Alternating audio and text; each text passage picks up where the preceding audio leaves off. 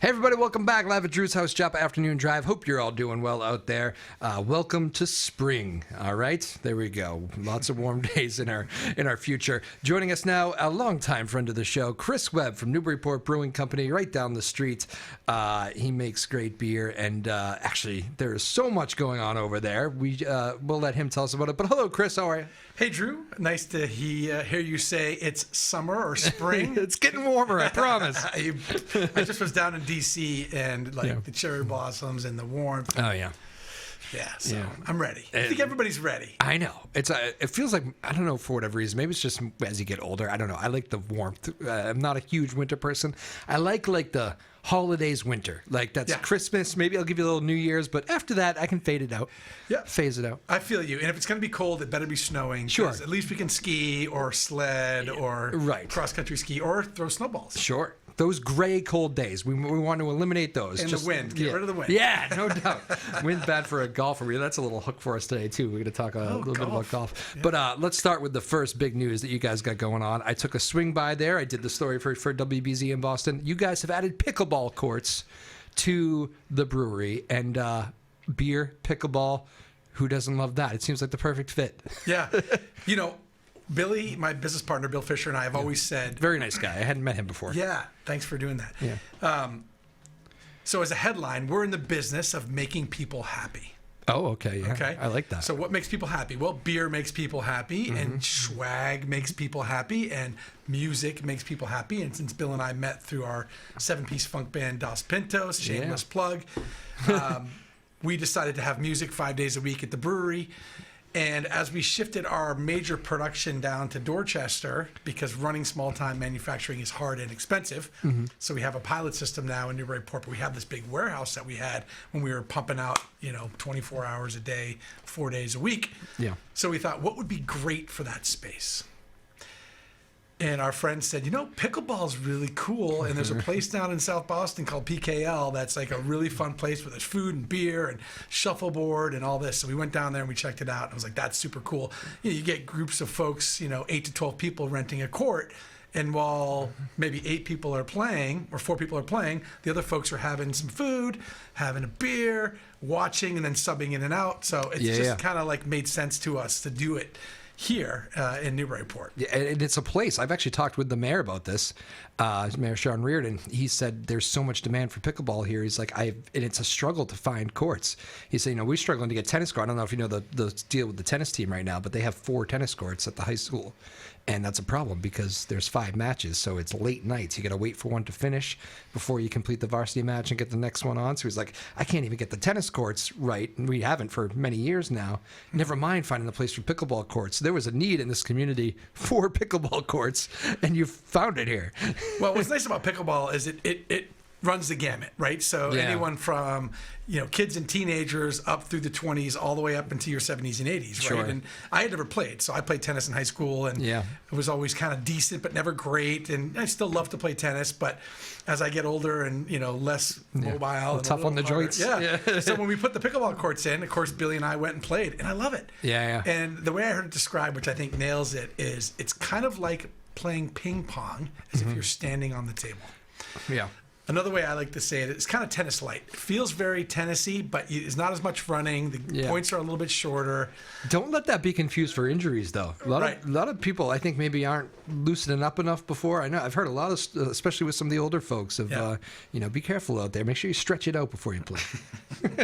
Definitely agree. Public service announcement.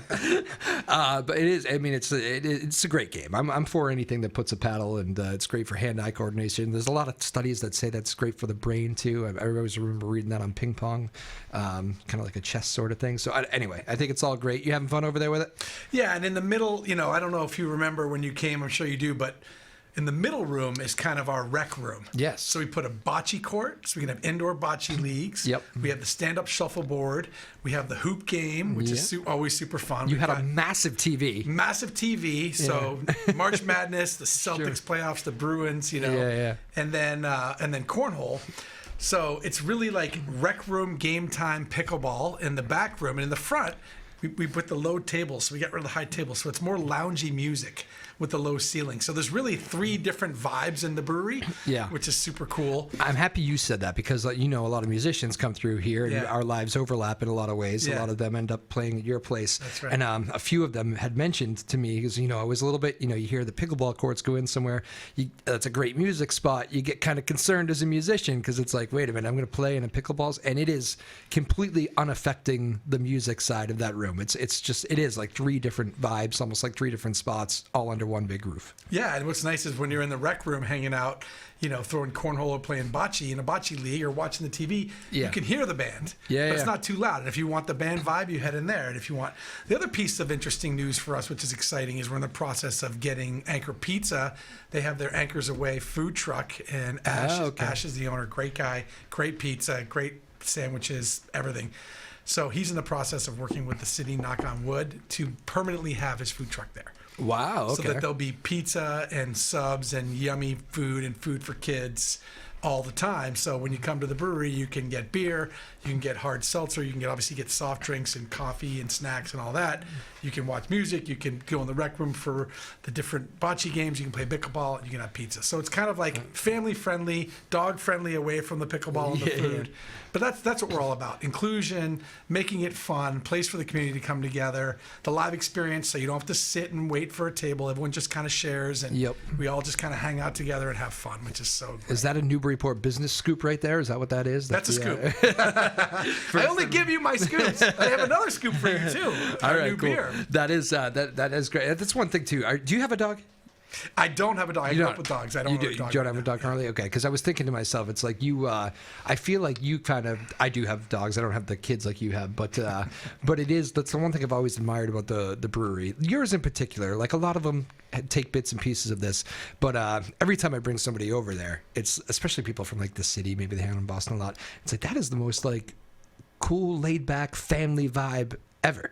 Yeah. It's like people do. They bring their kids. There's babies there some days. And throw them on the back, walk around on a nice day. Dogs running around. Like it is. I love that idea of, and I know it's kind of a brewery thing, but it is kind of specific to you guys about how family friendly the place is. I imagine that's been a goal of yours the whole time. Definitely, and because it's at the end of a dead-end street in the industrial park in Newburyport, right?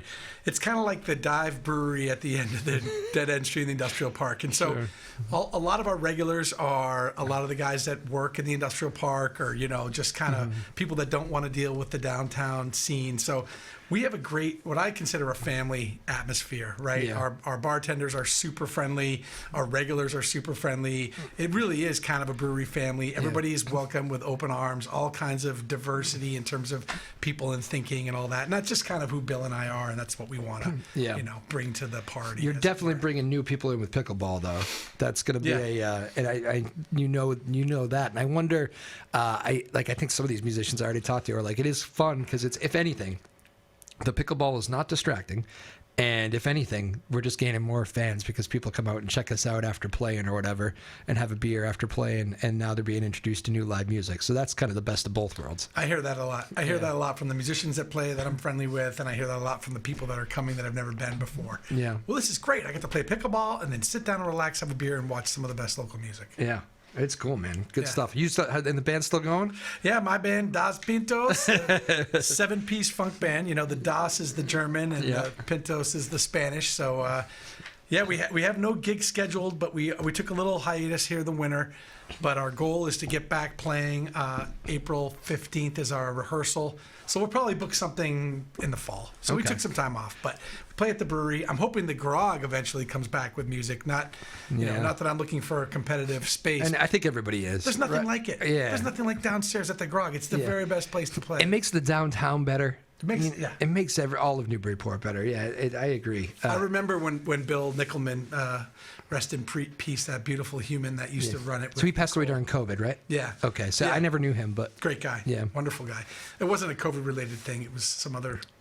But in the last couple of years. Yeah, recently. Yep. So he was just the best guy, and his wife Nicole, and back when we launched the brewery. The Grog was really, really like, we love this, and they knew about us because of the band. Yep. And so they put all three, initially we just had the Plum Island, the Pale Ale, and the Greenhead. They put all three on, and so at one point after we had a Dos Pintos show, we had a lot of friends in town, and it's a kind of fun, Yeah. horn funky music that everyone likes to come down to. And Bill said to me once, he goes, Chris, he goes, you're the number one band and the number one beer grog. And I was like, I've arrived. Yes. As a Newburyporter, I was like, yeet. Yeah. This is my home. The pinnacle of my existence is being the best band and the best beer, or the best-selling band and beer in the grog. Well, people still from out of town here, they talk about, and they have trouble getting their heads around the grog with no music. It was such a staple for so long. Yeah. You know? Now, hopefully they'll bring it back. Hopefully they will.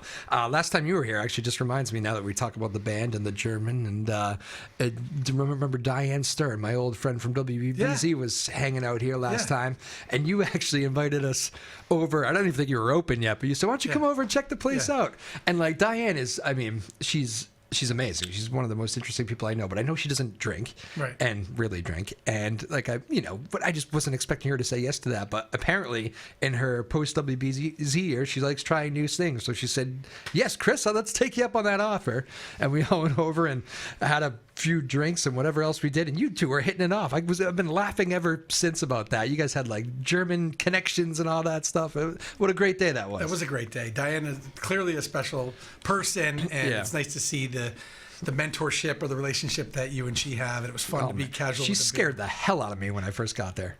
Like she was just like kind of the dean of the BZ newsroom, and I'm like kid out of college, like don't screw up and be polite in front of Diane. That was always the thing, And it's cool being here, a decade plus later, and she just, I did learn a lot from her. But yeah, she was always like the person I always said, like, I think my old boss used to say the pulse of the newsroom, because if she was one of the hardest workers.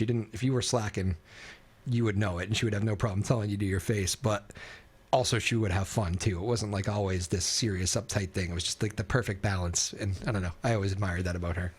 But hello, Diane. Hope you're doing well. Diane has the principle of you can't talk straight when you're talking in circles. Yes, there you go. Let's get to it here, Drew. Exactly. It's a good message to learn from. Very good. Speaking of beer, do you have new beer? I see T-shirts now. Yeah. These shirts are new to me. Can you grab that? Yeah. The golf one. I can grab it. Yeah, we have a new beer. I'll let you hold it. So one of the things, again, going back to that, we're in the business of making people happy. Yeah. And both Bill and I love to play golf, although we're terrible. Yeah. As most of us are. You got to play more. You got to play more. Yeah. With all your copious free time. Yeah. But we came up with a beer that's strictly niche golf. So it's a light, crisp craft Pilsner. 16-ounce can, just the way us crafties like it. Sure. And it's called It's Birdie Time. Nice. So we've got Bob the Penguin. So Bob is a bird. As you may know, there's a penguin, a plastic penguin that hangs out in Joppa Flats on the way out to Plum Island that's been out there forever. Yeah. So this is an homage to our friend the penguin out on Plum Island. Lovely. And it's Birdie Time, and it's par-fricked pills. And so our koozies are really fun. We did koozies, and we also did coasters. So on the back of the coaster, there's a little image, a little story I want to tell you. Okay. So as you're getting ready to drink a birdie. So the beer is called Birdie Time. Birdie Time. It's called Birdie, actually. It's called Birdie. It's called Birdie Pilsner. Okay. Yeah. So imagine this, okay? Yeah. You hit it's the 18th hole, you hit a great second shot, you're on in regulation. Yeah. You walk up to the green, the gallery eyes are looking at you. Mm-hmm. You hear a solitary grasshopper heckling you from the bushes. You grip the club like the hands of a Toyota Corolla in a nor'easter. And then you realize it's sunny out. Mm-hmm. There is no wind. And you realize the power of the moment, and you step over the ball. It's birdie time. Right? Take a deep breath in. It's birdie time. So that's the fun of it, right? Next time you start that story, I need you to go, hello, friends. Mr. Rogers' neighborhood? Need a Jim Nance, right? Jim Nance. Oh, yeah. Okay, yeah. Well, I guess, you know what? Mr. Rogers, too, actually. I didn't realize that. They kind of stole that from each other. Yeah. Well, and you'll see some of the colors are, kind of the green. It's not necessarily a master's green, but we're going for the old school. Yeah. Nice rollout here, right in time for golf season. Yeah, birdie time. So you're going to get it at your golf courses in 16-ounce cans. Also can be on draft. It'll also be in the craft liquor stores like the Leary's and the New England Spirits and the Port Beer and Wine and, you know, all the good ones up and down the coast from Gloucester to Salisbury and even in New Hampshire. Yep. Up at Cigarette City or whatever that place is called. The City. The City, yeah. Can't say cigarettes anymore. Great, man. Well, that's Yeah. cool. That's exciting, right? Yeah, fun to have a new beer. So it's just for the summer. How often do you roll out a new beer? It doesn't seem like that often. Not that often for us. We were always in the business of getting the beer out because we could never keep up. So it was like we have our 5-year rounds, 6-year rounds, and then we would add, like, we had the Lemon Lime Goza, we had the Joppa Stout, we have our Newberry Blue. So we have like our seasonals. We're trying to now roll out 1 or 2 a year that are new that we put out in production, like this, and we want it to be focused on a niche like this. So it's kind of got a really differentiator because there's just so much noise out there. Yeah. So how do we sort of differentiate, stand out? But we'll do more beers that you can get at the brewery that are brewery exclusive only. And now that we have our pilot system up and running over there too, it'll be different. But putting beer out at retail new is hard because, again, there's so much noise. Distributors aren't saying, give me more product. They're saying, we got a lot of products out there. It's a dogfight, so let's be focused on what's really going to sell and be good. I bet. So if you do something in and out, it's great. If you do something with a niche, it's great. So yeah, that would like fit me more because I'm more of like I know more about like whiskeys than I do beers, as I've told you before. Yeah. But it's interesting because like the people that I know that are really into beer, like they always like, especially this, like, you know, they like to travel around and check out the breweries. They're all in on like trying new beers, and I'm always like the kind of the person like, I don't know, I kind of know what I like. You know, I keep going back to the same one. Right. Just different mindset, you know. Right. I think I told you asked me what do I like, and I say I always drink an ale, you know, and it's I guess I kind of always do that. Whereas a lot of guys I know that love the breweries, they'll bounce around and go, what's the newest one? They don't even care what it is. Right. They just want to try it. And like, that's kind of the game a lot of ways in the brewery when you're bouncing around and you're kind of a beer, in a polite way, a beer snob or whatever you want to call it. Yeah. Or beer nerd is maybe Man, that's probably better. Beer nerd, yeah. We don't need any snobs in the beer business. That's right. It's beer, for gosh sakes. Yeah, exactly. But yeah. So I don't know. But yeah, I guess maybe you do have to, that's why you have to kind of keep coming up with new ones, but also making sure the good ones stay and get out there. You know, I'm the same way. I walk into like a Leary's, for example, and I see this wall of beers and very, you know, we've always been not art forward. So our birdie time is art forward because just the can has the penguin on it. Whereas our other, like the Greenhead and the Plum Island usually say like Greenhead IPA was big block letters, white, right? We had sort of the name of the beer as our forward to the market. Right. And we're shifting a little with art forward, which is super fun, just to be a little more creative in that way. But often when I go to that wall of like really artsy cans, I don't even know where to go. Yeah. I get confused, and I'm just like, I'm not sure I want to spend $15 on something I've never had before. Yeah. So I tend to go with, and I was a Sierra Nevada guy back in the day, Anchor Steam, Sam Adams. So I tend to go with like what I know. Now, obviously, I don't buy beer very much because I get it for free. But I think there is a balance of some people like to try new, but there are like those loyal customers. Yeah. Did I ever tell you this story? This is actually one of my favorite brewery stories. I just remembered as we're talking. So I was down in Gloucester. This is like right after we started, and I'm in this bar, and this really salty fisherman's in there. And this guy is just a classic, right? The ruddy face, and he's probably 40, but he looks 60, and just just the hardest working guy, calloused hands, like. Yeah. And I'm talking to the bartender, trying to, pitch the, hey, you got to bring this on, Newburyport, pale. And he said, something tells me they don't like you. No, it was funny. What he said was, because those classic, fishermen, blue collar guys tend to be like, the Bud Light, Coors Light, Miller Light guys. Right? Okay, gotcha. That's the stereotype anyway. Yeah. Like Bill Ricca is called Bud Ricca. Gotcha. Yeah. But anyway, I digress. So back to Gloucester. And so I'm talking to him. He goes, oh, you work there? And I said, yeah, I'm one of the owners. He's like, I gotta tell you. He goes, at the end of the day, I got the cooler full of beers, right? And everybody goes for like the Coors and the Buds, and that's fine. I go, I got your pale ale at the bottom. And I reach down and I grab it and I crack it and I smell it and I drink it, and it's awesome. And I love that you guys are doing fun beers out of Newburyport. And I was just like, this is amazing. Like this rough and tumble guy who should be, and most people think is drinking like PBR or Bud Light, is drinking Newburyport Pale Ale. That is funny, man. Made my and rewarding. I bet it did. Last time I was down there, you remember that boat fire they had? I guess maybe last summer, like the end of last summer, because it was warm weather. But like the two guys had to jump off the boat. The dog had to jump off the boat. Everybody was okay, but it was like right in the harbor there. Yeah. So I went over there for WBZ. And I go up there and I'm doing the story, and I'm late to it at this point. It's a couple hours ago, and the boat's being pulled out of the water, and a couple fishermen there. I feel like it's almost the exact same guys you're talking about here. Hard-looking guys. They looking at me like, it must be a Danvers guy. I am a Danvers guy. They were our rivals. And I think they must have read it all over me or something, but go up to one of them, and I say, "Did you guys see the fire, the explosion? Anybody see it?" Well, who the bleep is asking? I said, oh, okay. I work for the news. Just looking for a couple of sound bites. That's all. And he goes, the news? You kidding me? And walked away. And I go, excuse me, have I offended you in some way? And the other guy, I did say that. And the other guy next to him goes, just let him be. Yeah. Just let him be. He needs to go drink a couple of greenheads. Yeah.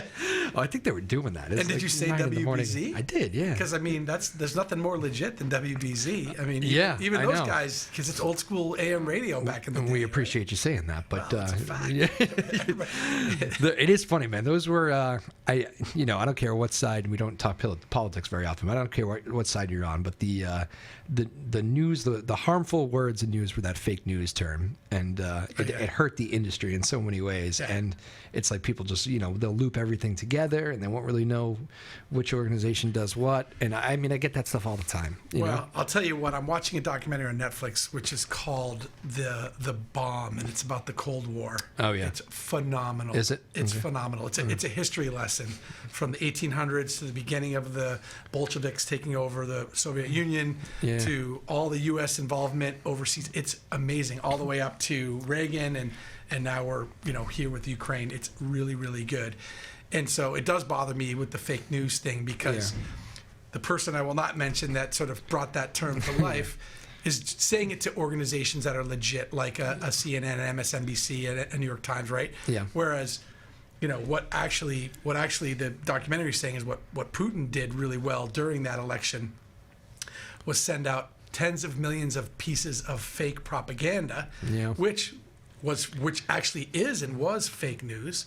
But the thing that really struck me that I thought was powerful was you put that all over, right? And then I see it and I go, oh, here's a piece. And I send it to you as my friend. Hey, Drew, look at this piece about so-and-so politician. Yeah. And you believe it because your friend sent it to you. Yeah. But I just saw it and it was a piece of BS propaganda. So we really do have to be careful of distinguishing between legitimate news organizations and propaganda that is, in fact, fake news. And I wish that we would I share it better. I share it to my friends, and then it just spreads like wildfire. Right. It is a whole a lesson in kind of. It's not easy. It's a different world. You have to really kind of know who's behind what you're reading and who's behind what you're listening to and what you're watching, and that is just the world we live in now. I think with social media and all that stuff, it's all different. Yeah. But, trust but verify, right? And I think Facebook and Instagram and I can't speak for Twitter because that guy seems to be off the rails a little bit, but I think they're doing a better job of qualifying and making sure that they pull down things that are not true. But I think so. Anyway. Yeah, we'll hope so. Yeah. That's our political portion of the show there. I know. And a little history. I could talk politics forever, but maybe not as the owner of a brewery, because I don't want to alienate any of our fans out there. Well, I picked up the phone today in the BZ newsroom, and it's like a guy kept referring to, I'm watching you guys, and what? Sir, I'm like, can I stop you there? We're a radio station. How you watching us? Yeah, we listen to you too. I'm just saying, and I'm like, all right. So you watched something on TV today, and he was angry with the news world and decided to call every newsroom in the world. That was his day. Apparently. Right. Well, if it's WBZ radio, it must be the same as what WBZ TV. Yeah, that's another. I mean, we are like light affiliates because we used to be in the same building, but we're not owned by the same company anymore. Oh, you're not? No, we all used to be CBS, and then CBS sold the radio off. So us and the sports sub. We all went different ways at that time, and the TV stayed CBS, obviously, but yeah, Sports Hub went to, I think they're owned by Burnley now. And, okay. Yeah. So who owns WBZ Radio? iHeartMedia. Okay, that's the big one. Yeah, it is. Yeah, it is. Yeah. It's big, and they've been really good. I mean, they don't really do too much news. I think they were looking to add that kind of, when you have that portfolio and you add news to it, it gives you a little bit of whatever that is. Yeah, traffic on the threes, right? I mean, You got it, I have man. friends that when I was on with you, and even when Bill was on with you recently, Yeah. people listen to you guys, right? Yeah. Because whenever it seems like every time we're on WBZ, which is usually about once a year, we have something to share.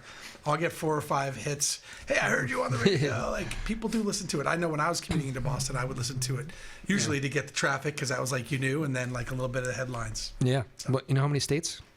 You guys are in? Yeah. It's Well, actually a geography lesson. If maybe that's a hint. I was going to say that the way you say it makes me Yeah. think it's more than I would think. Yeah, it So I'm not going to go. 50,000 watts. And so picture it at nighttime when the world gets quiet and the radio signals bounce. When the world gets quiet up there, the stronger signals are able to explode through. Okay, so I'm going to go with 20. We are in 38 states in Canada. Wow. What part of Canada? I don't know how far we go up. There's weird people that will like do things like this. They'll like try to search radio stations and then they'll like call us and be like, I just got you guys from wherever. Right. I'm up here in Saskatchewan. I got my ham radio. Yeah. I just heard Drew Moholland talking about pickleball at the Newburyport Brewing Company, and I want to go have a beer and play pickleball. I'm freezing out here. I want a beer. You know what blocks us in the country? 38 states. What might block us? Appalachian Mountains. Rocky Mountains, yeah. The Rockies. Yeah. Okay. Rocky Mountains kind of, we tend not to be able to get over them. Well, you know, that's because they're 13. I used to live up there. It's like 13,000 feet high. Did you live there? I did. I lived in Colorado after college, and I highly recommend this for any of you high school or college kids that might be out there listening, is to take a gap year, go have fun. So when I graduated from I college, wish I did. You're so right. Right? Yeah. I did the Europe thing for like 6 weeks, 3 weeks with my dad and 3 weeks with my best buds. Oh, that's and then, awesome. And then we drove to Colorado and we did the ski bump thing. So worked at Copper Mountain, base at Copper Mountain, at a place called Christie Sports. And I have a funny story about that too. I don't know how much time we have. Go for it.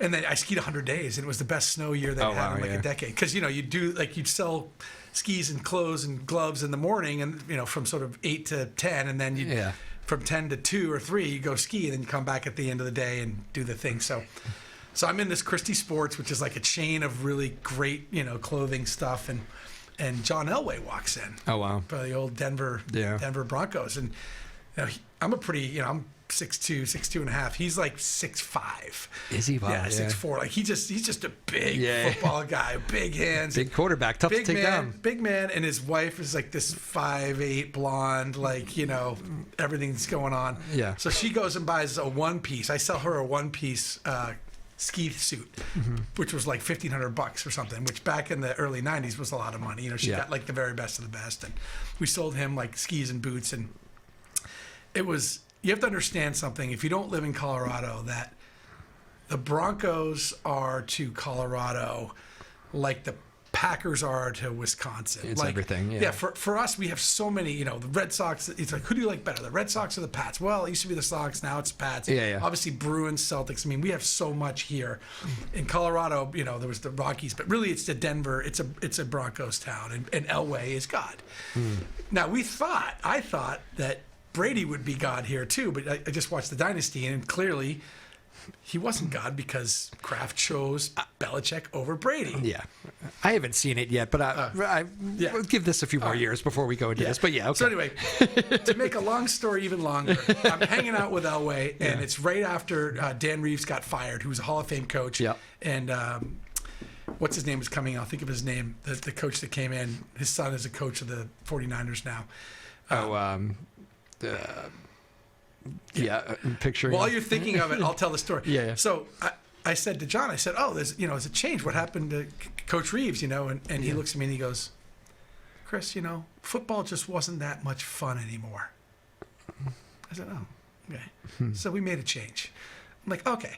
So God, a.k.a. John Elway, decided that football wasn't fun because Dan Reeves is old school and hard ass. Yeah. So they brought in the guy that was the players coach, the guy that was going to be, you know, basically Elway was the coach. Yeah. I thought it was so interesting. Like, even though Reeves is his Hall of Fame guy, Elway had so much power that football wasn't fun. You know, when you watch the Dynasty, and you can see that football wasn't fun for Brady at around 2017. They had a miserable year. And but at the end of the day, Kraft chose. Belichick, which was clearly a mistake. Yes, I get that, and ended up being the downfall. Shanahan. Mike Shanahan. Yeah, Thanks. and Mike, didn't he end up kind of being a hard ass kind of guy too? He seems like it. I thought so. He's got a hard ass face. Yeah, he doesn't look like a soft and fuzzy guy. No. But they won 2 Super Bowls, so. And his son Kyle's still looking for that one. He's been knocking on the door, man. Did you know that they fired their defensive coordinator, and partly because I think that guy, when they scored that touchdown at the end, clearly there was a misread, and they actually asked Belichick to apply for the job. I saw that, which is, I mean, why not take a shot, I guess. But Right. He pleasantly declined. I mean, think about that. They had one of the best defenses in the league all year, but I guess they were kind of like clashing. I was reading post Super Bowl, like Shanahan and the defensive coordinator. It wasn't. I guess it wasn't just the one moment. That was indicative of a lot of what had happened throughout the years. It's amazing how successful you can be, and sometimes you don't know how to go. You don't want to know exactly how you get there. Sometimes, Right. But, Right. Yeah. Anyway, Chris Webb joining us here. Final minutes. Go check out the Newburyport Brewing Company. It is in a great. There's something special about that location too. You're right. It is. I mean, everybody loves downtown Newburyport too, but it's different. It's just a whole different vibe. And now you've added pickleball and all these other things. You know what else I was thinking? If you want, it must be a great outlet now with that huge TV you have. You mentioned you'll put on, whatever big games on and that stuff. You can go get your workout in, go see live music, and watch the game now all at the same time. And have pizza from Anchor Pizza. Well, because that's one thing I always liked about your place was the respect towards the music. There was when bands were playing, you were there to see the bands. There was no TVs. That's right. But now you've done it in a respectful way. I like that. Yeah, the TV's in the middle room.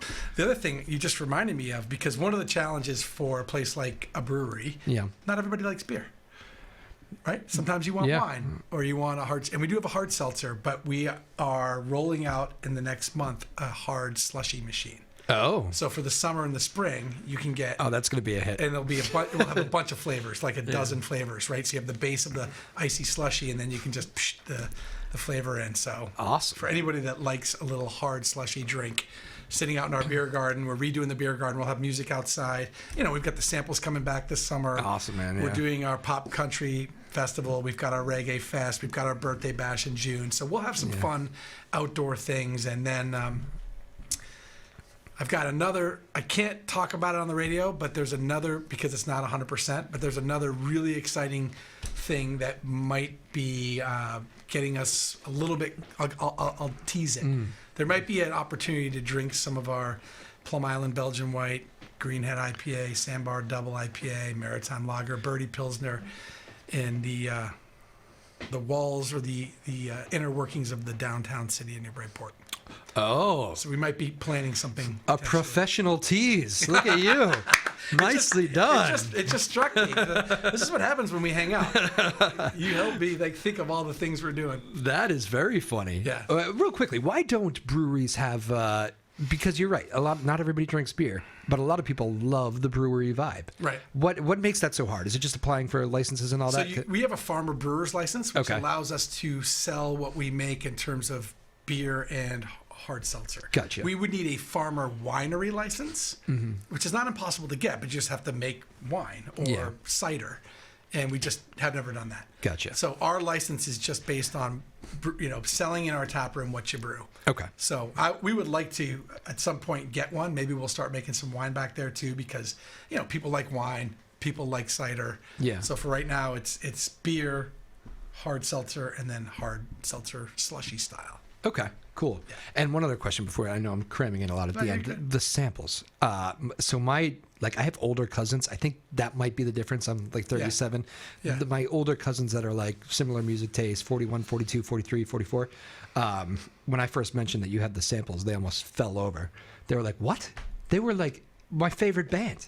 I loved them when I was in college. I don't think I realized how big the samples were and how die-hard of a fan base they had. Big time. Yeah. They were everybody's favorite band in college for about a 5 to 10 year stretch. I think they got signed, and it was like, one of those classic stories where they almost made it, and for some reason they didn't. Yeah. There was a band called Acoustic Junction out of Vermont that was a similar story. They were like really popular. They got signed, and the record label asked them to change their name from Acoustic Junction to Fool's Progress. Yeah.